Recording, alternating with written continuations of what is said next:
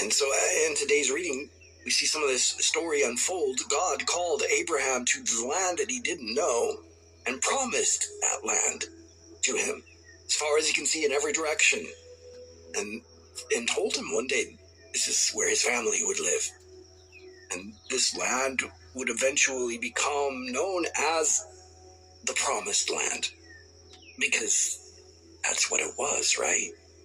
God promised it.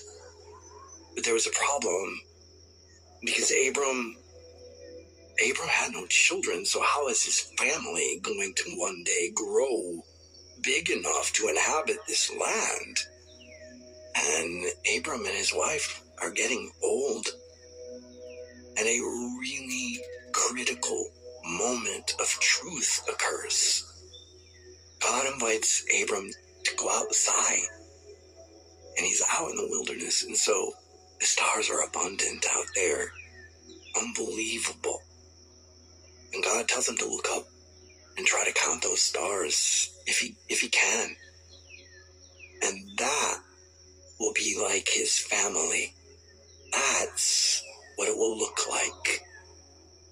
And that is the moment. Abram had faith in God and in what God said to him in that moment.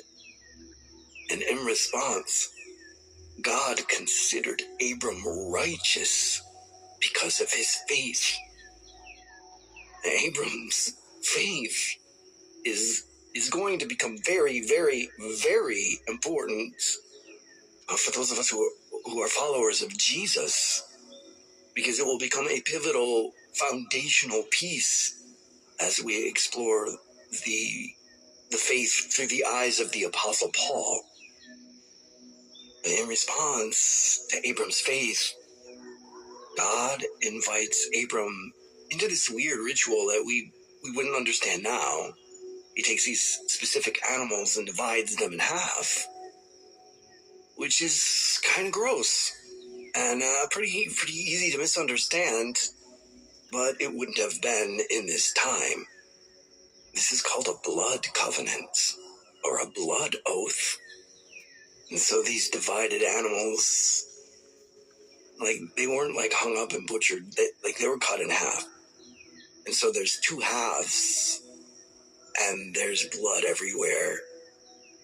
And between those two halves is a path of blood.